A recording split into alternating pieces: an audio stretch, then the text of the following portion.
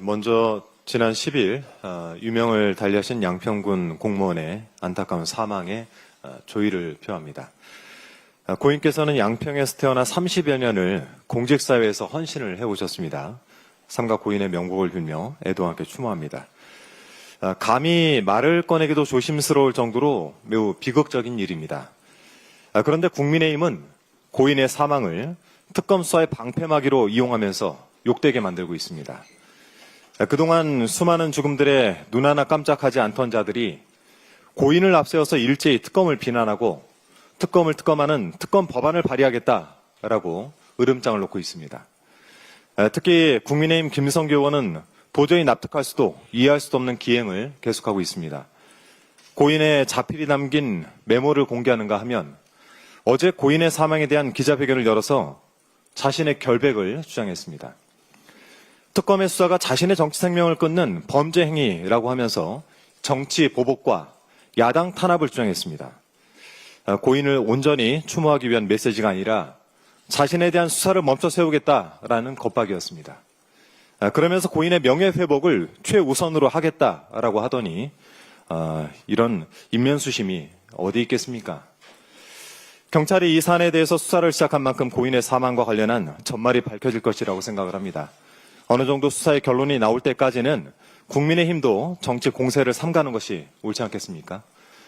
저야말로 김성교 의원에게 묻고 싶은 것이 매우 많습니다. 도대체 김성교 의원은 어떻게 자필 메모를 확보한 것인지, 무슨 의도로 그 메모를 공개한 것인지, 장동혁 대표가 가지고 있었던 메모에서 특정 부분을 왜 지우고 올린 것인지, 이런 의문들이 떠오르지만 굳이 제기하지 않는 것은 지금은 그럴 때가 아니기 때문입니다. 국민의힘은 최소한 인간성과 이성을 좀 되찾기 바랍니다.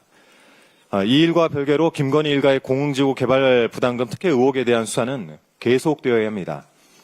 제가 지난 수년간 국정감사 등에서 이 공흥지구 개발 부담금 문제를 다뤄왔기 때문에 오늘 간략하게 설명을 좀 드리겠습니다.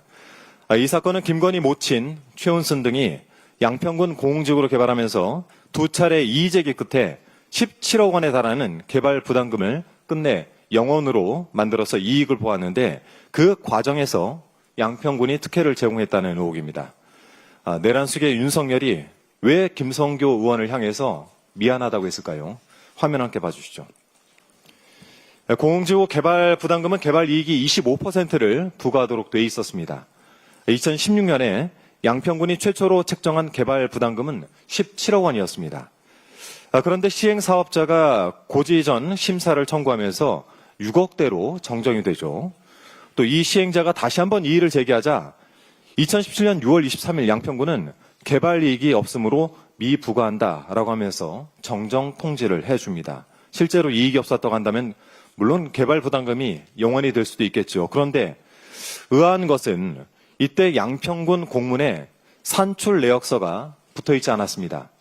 화면에 나와 있는 것처럼 2016년 11월, 2017년 1월, 심지어 논란이 제기되자 이 개발 부담금을 정정해서 1억 8천만 원 부과했던 2021년 11월에도 보시는 것처럼 산출 내역서가 붙어있지 않습니다. 제가 산출 내역서는 다 확인을 해봤는데요. 2017년 6월에는 대체 어떻게 영원이 된 것인지 그 근거를 확인할 수가 없었습니다. 그렇기 때문에 이 사안에 대한 수사가 반드시 필요하고 개발 부담금을 산정한 양평군이 수사 대상이 되는 것은 필연적인 것입니다. 그리고 그때 양평 군수가 누구였습니까? 김성교 의원은 서울 양평 간 고속도로 종점 변경을 포함해서 출국이 금지된 수사 대상입니다.